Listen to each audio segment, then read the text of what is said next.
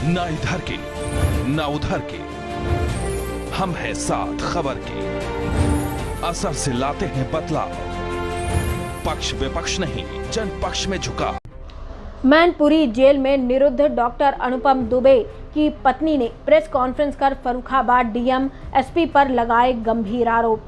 फतेहगढ़ निवासी डॉक्टर अनुपम दुबे, जो कि मैनपुरी जेल में निरुद्ध हैं, उनकी पत्नी मीनाक्षी दुबे ने ब्राह्मण समाज के नेता किशन दुबे के मैनपुरी स्थित आवास पर प्रेस कॉन्फ्रेंस कर फर्रुखाबाद के डीएम और एसपी पर गंभीर आरोप लगाए। मीनाक्षी दुबे ने मीडिया के सामने रोते हुए कहा कि डीएम फर्रुखाबाद और एसपी के द्वारा उनके परिवार को टॉर्चर किया जा रहा है। आए दिन पुलिस उनके पति और देवर के ऊपर झूठे मुकदमे दर्ज कर रही है। डॉक्टर अनुपम दुबे की अनुज बधू अर्चना दुबे ने भी मीडिया के सामने प्रेस कॉन्फ्रेंस कर कहा कि फर्रुखाबाद प्रशासन ने उनके घर की बिजली काट दी और उनका पूरा घर दहशत में जीने को मजबूर है।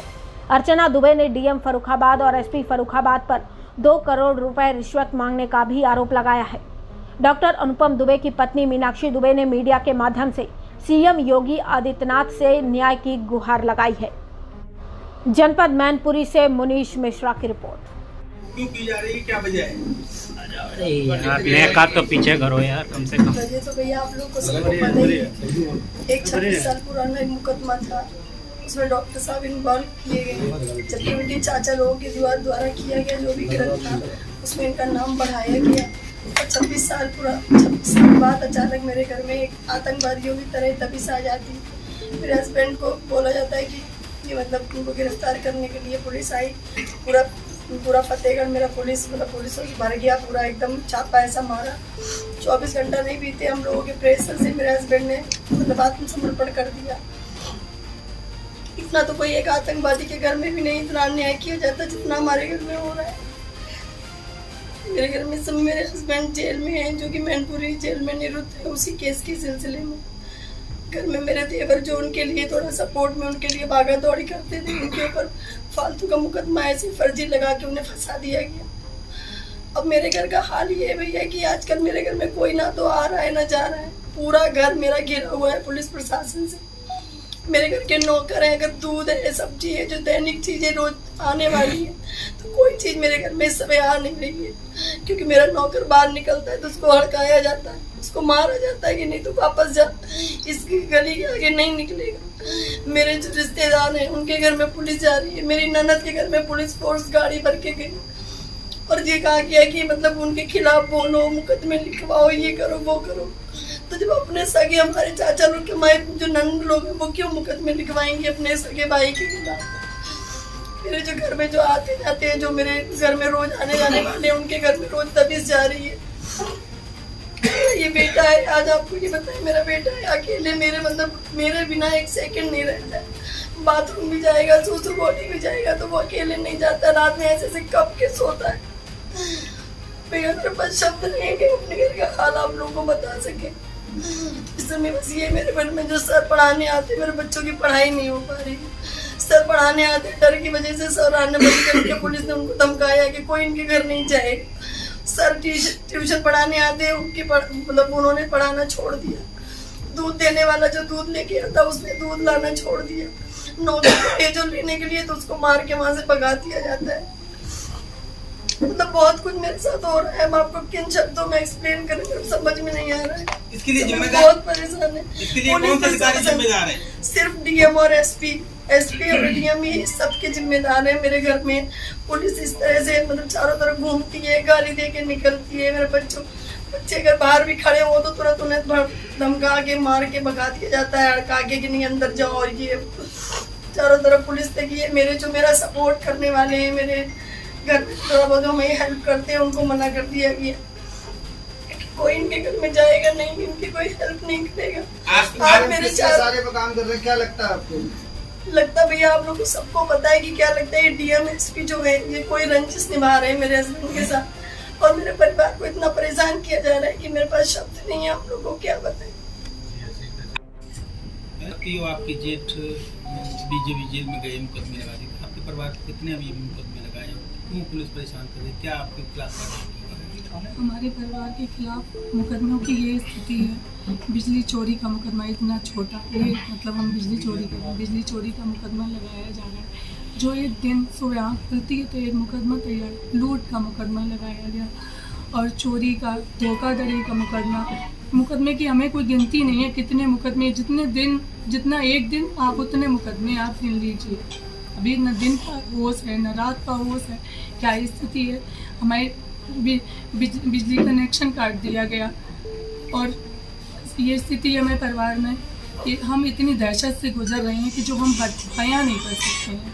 इतना डर, हमारी कोई मदद के लिए आ नहीं रहा है, कोई हालचाल नहीं पूछ पा रहा है। बच्चे इतने दहशत में हैं, न पढ़ाई, डर, हमें तो ये भी डर है पता नहीं कल को कुछ करके हमारे ऊपर भी कुछ कर सकते हैं। पुलिस प्रशासन पता नहीं क्या रंजिश है, हमें नहीं मालूम क्या रंजिश हमारे देवर की, हमारे पति, हमारे जेठ के से क्या रंजिश है एसपी जी की। हमारे भाई गए कि कुछ क्या बात है क्या नहीं, तो उन्होंने रुपए की मांग रख दी। हम कहाँ से रुपए, इतने रुपए हम कहाँ से दें? हम कितने पैसों की मांग हुई थी? 2 करोड़ रुपए की। किसने की थी? एसपी साहब जो हैं शोभ मीणा जी, उन्होंने। अब कोई मानवेंद्र सिंह डीएम ने भी, डीएम जो डीएम और एसपी दोनों हम ने मिलके, दोनों अब की इसके बाद सही पूछिए। पुलिस, जब हम पुलिस से तो न्याय की कह सकते हैं, अब जब पुलिस ही इतनी गुंडागर्दी कहें या किस उस पे आ गई है स्थिति, हम लोगों के बाहर गाली गलौज देते हुए निकलती है। हम महिलाएं, पता नहीं हमारे साथ कल क्या हो, हम कुछ नहीं कह सकते। आपके सामने बस यही कह रहे हैं कि हमारे साथ कल कोई अप्रिय घटना होती है तो आप इस बात को सामने सबके रख सकें। और हम बहुत ही वेदना में डेली आप लोगों ने कभी ये नहीं पूछा, पुलिस वालों ने गाली गलौज किया कि क्यों हम लोगों के साथ ऐसा व्यवहार क्यों कर रहे हो? तब क्या उत्तर मिला? हम लोगों के साथ व्यवहार कर रहे हैं, कोई ढंग से कोई बोलता ही नहीं है। क्या वो ये थोड़ी कहेंगे जो गालियां देते हुए निकले वो क्या हमें क्या लग रहा है किसके इशारे पर कर रहे हैं? किसके इशारे पे कर रहे हैं? अब एसपी साहब किसके इशारे करे कुछ नहीं कहता यार। कहीं ना कहीं हो सकता है राजनीतिक षड्यंत्र भी हो सकता है। कहीं ना कहीं राजनीतिक षड्यंत्र के दादा हैं जो हमारे जेठ हैं, इतने सालों से धर्म से समाज से जुड़े हुए हैं। गंगा मैया दीपदान उसमें हैं, संयोजक हैं और धार्मिक क्रियाएं बराबर हो रही हैं। हमारे हर साल कथा होती है, ब्राह्मण भोज कराते हैं, पूरे में भंडारा होता है और जो भी मदद, अभी चुनाव में मदद हुई, चुनाव में एक ये दोष, कितने दोष गिनाए, यही दोष हो सकते हैं कि भाजपा का समर्थन किया। अच्छा, आपके पति के ऊपर पहले से भी कोई आरोप था? हमारे पति के ऊपर कोई मुकदमा नहीं था। हमारे पति का बस इतना दोष है कि हमारे पति ने बस वो पैरवी कर रहे थे और यही है कहीं ना कहीं राजनीतिक, ये जो हमारे जेठ है वो कहीं ना कहीं बाहर ना आ पाए। आपके जेठ कई बार अधिकारियों के साथ अतिथि के रूप में गए। पुलिस का जो हुआ था उसमें कोरोना काल में जब सब पीछे हट गए, ये स्थिति थी। हमें मालूम रात्रि में फोन आ रहा है डीएम के यहाँ से, जो इंसान वापस आ रहा है गुआर, वो हमारे यहाँ आ रही है, हमारे यहाँ लोग आ रहे हैं। कोरोना काल में दोनों हाथों से जितनी हमारी क्षमता थी उतना ज़्यादा हमने सहयोग किया, जनता में राशन बांटा। जब प्रशासन ने ये भी कहा, इस पर भी रोक लगाई कि आप इस तरह से नहीं बांट सकते, तो प्रशासन की वो होती ना, प्रशासन कि ये कुछ नहीं कर रहे हैं तो उस पर रोक लगाई। तो हमने जब खबर मिली कि इसके यहाँ खाना नहीं बन रहा है, इसके यहाँ नहीं, तो हम लोगों ने खाना भिजवाया, राशन भिजवाया। आपके छोटे देवर पे कोई मुकदमा? हमारे छोटा देवर केवल पढ़ाई लिखाई से, इन चीज़ों से कोई कभी मतलब नहीं रहा। बेचारा पढ़ाई लिखाई से हमेशा समझ रहा, आज दिन तक कोई मुकदमा नहीं, पर आज उसके नाम भी मुकदमा लिखवाया जा रहा। हमारे जो दूसरे नंबर के जेठ हैं, ब्लॉक प्रमुख मोहम्मदाबाद हैं, उनके नाम मुकदमा लिखवाया जा रहा, उनके नाम बिजली चोरी का मुकदमा लिखवाया जा रहा, बिजली चोरी का। अब ये मुकदमे ये डेली आँख होती है, हमारा पूरा दिन इसी में जाता है कि ये मुकदमा, ये पता नहीं क्या कल को हमारे ऊपर भी मुकदमा लिखवा सकते हैं, कुछ पता नहीं। बस आपसे यही है कि हमें न्याय दिलवाएं, कोई हमारी सुन नहीं रहा ऊपर से।